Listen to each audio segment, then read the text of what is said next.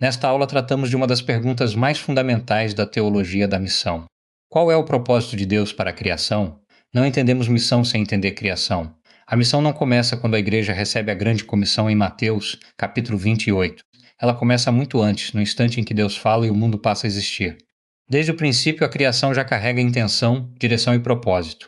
O Jardim do Éden não era um cenário inerte, era o protótipo do que Deus desejava para toda a terra, e a queda, embora tenha rompido tudo isso, não surpreendeu Deus, porque o seu coração redentor já estava pronto para buscar e reconciliar. Aula 1.4. O propósito de Deus para a criação. Vale parar nesta pergunta: onde começa a missão de Deus? Quase todo mundo aprende a contar essa história a partir da grande comissão em Mateus, capítulo 28, ou da vinda do Espírito em Atos, capítulo 1. Mas e se a missão for muito mais antiga do que isso? E se ela estiver inscrita já no primeiro versículo da Bíblia, no próprio ato de criar o mundo? A resposta que vamos encontrar muda o lugar onde colocamos a criação, o trabalho e a nossa própria vocação. Guarde a pergunta. Gênesis vai respondê-la. Vamos trabalhar com 4 objetivos. O primeiro é reconhecer que a missão de Deus tem raízes na própria criação, e não apenas no Novo Testamento. Muita gente começa a leitura missionária em Mateus, capítulo 28 ou em Atos, capítulo 1, mas a missão começa em Gênesis, capítulo 1. O segundo é compreender o mandato cultural. Sede fecundos, multiplicai-vos, enchei a terra, como um chamado que vai muito além da reprodução biológica, um chamado missional dado à humanidade desde o princípio. O terceiro é entender o impacto da queda sobre esse propósito e a resposta de Deus diante da rebeldia humana, porque Deus não recua, ele age. E o quarto é ampliar a nossa visão de missão. Não se trata apenas de pregar o evangelho com palavras, mas de participar de um projeto de restauração de todas as coisas. Comecemos do começo. Em Gênesis capítulo 1, o que vemos não é apenas um relato de como o mundo surgiu. É a revelação de um Deus que age com intenção. Desde os primeiros versículos, fica evidente que a missão de Deus não começa com um envio, mas com um propósito. A criação revela a intenção divina de se relacionar com o ser humano, compartilhar a sua glória e estabelecer um mundo onde a sua presença fosse manifesta e adorada. Não é um ato neutro ou sem rumo, e é dentro desse propósito que o ser humano vai aparecer, não por acaso, mas com um lugar e uma função claros no plano de Deus. Quando Deus diz, façamos o homem à nossa imagem, em Gênesis, capítulo 1, versículo 26, ele não está apenas formulando uma verdade teológica, está lançando o fundamento da missão. Ser criado à imagem de Deus significa ser constituído como representante, como espelho do caráter divino no mundo. O ser humano é chamado a refletir a justiça, a bondade, o cuidado e a soberania de Deus sobre toda a criação. Isso não é uma missão secundária ou opcional, é a própria razão de existir da humanidade. Fomos feitos para que, ao olhar para a vida de homens e mulheres, o mundo enxergasse algo de quem Deus é. Carregar a sua imagem nunca foi um título parado, sempre foi um chamado em movimento.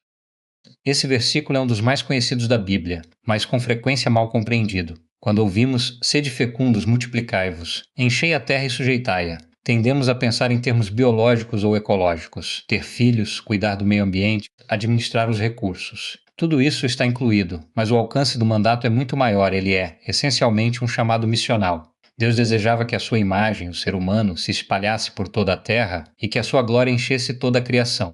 Não apenas por palavras, mas por vidas que o representassem no trabalho, no relacionamento e na maneira de tratar o próximo. Mandato cultural e mandato missional não são duas coisas diferentes, são um único chamado visto de 2 ângulos. Há uma frase desta aula que vale anotar: encher a terra no plano de Deus era encher o mundo da sua glória. Aquele primeiro mandato não falava só de povoar o planeta com gente, falava de espalhar por toda a parte vidas que mostrassem quem Deus é. Fomos criados para sermos portadores da imagem de Deus e levarmos a glória dele por onde passamos. O nosso trabalho, a nossa casa, a nossa rua, tudo isso sempre fez parte do mapa da missão. Vejamos uma das ideias mais ricas da teologia bíblica de hoje, articulada por James Hamilton. Ele propõe que a própria Terra foi construída por Deus como um templo cósmico, lugar sagrado onde a sua presença é encontrada e onde as pessoas vão para adorá-lo e servi-lo. Foi com esse propósito que Deus criou o mundo. Não para confinar a glória divina a um lugar, mas para que toda a Terra fosse preenchida com a sua presença e o seu conhecimento. Hamilton ainda aponta que o tabernáculo e o templo de Israel eram versões em menor escala do cosmos, como indica o Salmo 78. O Éden era o protótipo dessa realidade, onde Deus caminhava com Adão e Eva como o Senhor presente, que deseja ser conhecido, amado e obedecido. O Jardim do Éden não era um cenário decorativo, era o modelo do que Deus planejava para toda a Terra. 4 dimensões revelam o coração do propósito divino ali. A primeira é a presença. Deus caminhava com Adão e Eva em comunhão contínua e pessoal. A segunda é a adoração. O Éden funcionava como templo. Ali Deus era conhecido, servido, honrado. A terceira é a missão. A humanidade, portadora da imagem divina, deveria se espalhar por toda a terra, levando essa presença e adoração a cada canto da criação. E a quarta aponta para o futuro. Esse modelo alcança o seu clímax na nova criação. Em Apocalipse capítulo 21 lemos: Eis o tabernáculo de Deus com os homens. Deus habitará com eles. O que começou no jardim será plenamente restaurado no fim. Beale, um dos grandes teólogos bíblicos da atualidade, resume com precisão o que a criação revela sobre o propósito de Deus. Ele escreve: O objetivo último de Deus na criação era engrandecer sua glória em toda a terra por meio dos fiéis portadores de sua imagem, habitando o mundo em obediência ao mandato divino. Notemos cada parte. O objetivo último é o destino para o qual tudo aponta: engrandecer a sua glória. A missão sempre foi sobre Deus, não sobre nós. Em toda a terra, não num território restrito, mas em toda a criação. Por meio dos portadores da sua imagem, somos instrumentos não protagonistas. Ligando isso a Gênesis, capítulo 1, versículo 28, vemos que desde o primeiro capítulo, a missão já estava inscrita no DNA da criação.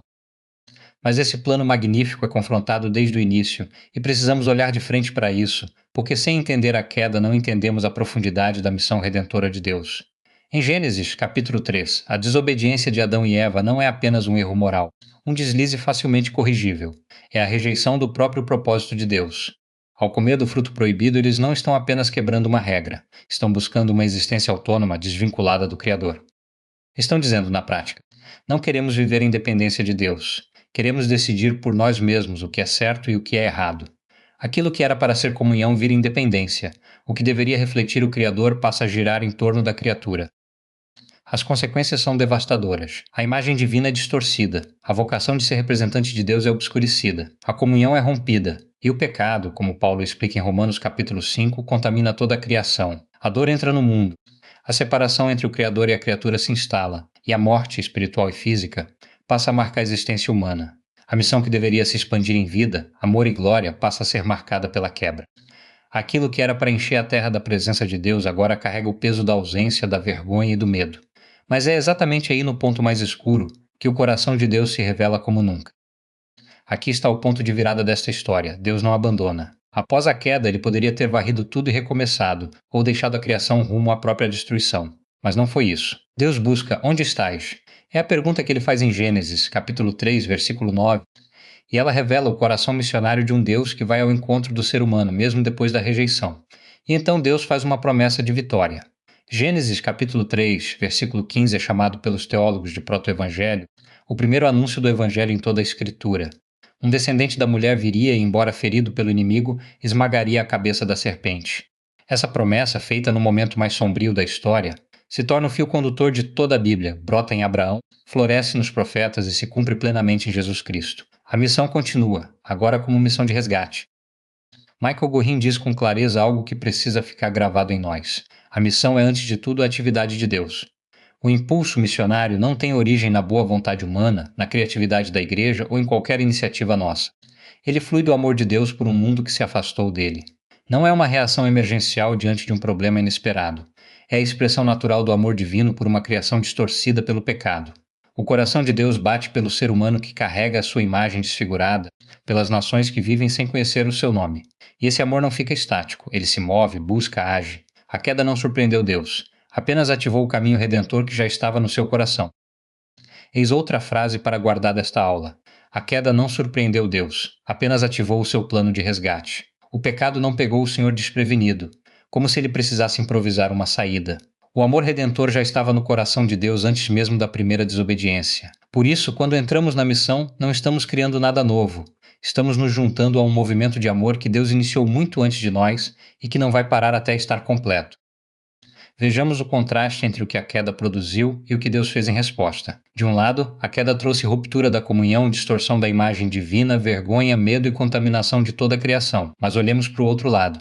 Primeiro Deus buscou: onde estás? Tomou a iniciativa de ir ao encontro dos que haviam fugido. Segundo prometeu: a semente da mulher esmagaria a cabeça da serpente. No meio do julgamento veio a promessa da redenção. Terceiro cobriu. Fez vestes para Adão e Eva, e sangue foi derramado pela primeira vez para cobrir o pecado humano. E quarto, iniciou o caminho da reconciliação, que percorreria toda a Escritura até culminar em Cristo. A missão é, desde o Éden, uma missão de graça. Chegamos a um dos pontos mais transformadores desta aula. Às vezes temos uma visão estreita de missão. levar pessoas a orar uma oração de aceitação ou aumentar o número de membros de uma congregação. Isso não é errado, mas é incompleto. Paul Bendor Samuel nos desafia com uma visão muito mais ampla. Ele diz que a missão não tem a ver apenas com salvar algumas almas de cada nação, tribo, povo e grupo linguístico. Tem a ver com a renovação de todas as coisas, tendo no centro homens e mulheres reconciliados, refletindo o senhorio de Cristo em adoração, trabalho e integridade de vida. A missão redentora não é apenas resgate de almas para o céu. É a restauração de tudo que foi quebrado, e envolve o evangelismo, mas também justiça, compaixão, arte, educação e comunidade. Coloquemos lado a lado o início e o fim da Bíblia, e veremos o mesmo propósito abrindo e fechando a história. No Éden, Deus caminha com Adão e Eva. Há um jardim que serve de protótipo. A imagem de Deus é chamada a encher a terra, e há uma comunhão que o pecado virá romper. Na outra ponta, a nova criação, Deus habita para sempre com o seu povo. Toda a terra está cheia da sua glória. Gente de toda tribo e língua está diante dele, e a comunhão quebrada aparece plenamente restaurada, como anuncia Apocalipse, capítulo 21. A redenção não é um plano B improvisado. É Deus conduzindo a história de volta e além do propósito que ele tinha desde o primeiro dia. A promessa feita no Éden, em Gênesis, capítulo 3, versículo 15, não se perde. Ela atravessa toda a Escritura como um fio que vai ficando cada vez mais claro. Passa por Abraão quando Deus promete que em sua descendência todas as famílias da terra serão abençoadas. Continua em Israel, escolhido não para viver isolado das nações, mas para ser o canal da bênção divina. Ressoa nos profetas, em Isaías, que fala do servo do Senhor como luz para as nações, em Abacuque, que anuncia a terra cheia do conhecimento da glória do Senhor, e culmina em Cristo, que se encarna, sofre, morre, ressuscita, ascende e envia o Espírito. Hoje essa promessa continua através da Igreja, entre o já e o ainda não, e terá o seu cumprimento pleno na nova criação, quando Deus habitará com o seu povo para sempre. Vale a pena descer isso ao concreto, em 3 passos, ainda esta semana. O seu desafio nesta aula tem 3 passos. Primeiro, escreva numa única frase como seu trabalho, seja ele qual for, pode refletir a glória de Deus e servir ao próximo. Lembre-se de que o mandato cultural é missional. Segundo, escolha uma área quebrada à sua volta, um relacionamento ferido, um ambiente em desordem ou uma necessidade concreta de alguém, e dê um passo para restaurá-la, porque missão também é restauração. Terceiro, leia Gênesis, capítulo 1 a 3 de uma só vez, anotando onde você vê o propósito de Deus na criação e onde vê a sua graça logo após a queda. Não espere se sentir pronto. Comece pequeno, mas comece ainda hoje. Recolhamos o que vimos em 5 verdades para guardar. Primeira, a missão começa na criação, não no Novo Testamento. Desde Gênesis, capítulo 1, Deus age para que a sua glória encha toda a terra. Segunda, o mandato cultural de Gênesis, capítulo 1, versículo 28 é, em sua essência, um chamado missional. Deus queria que a sua imagem se espalhasse por toda a criação. Terceira, a queda rompeu esse propósito, distorcendo a imagem divina e introduzindo morte e separação. Mas Deus respondeu com graça, pois buscou, prometeu e cobriu.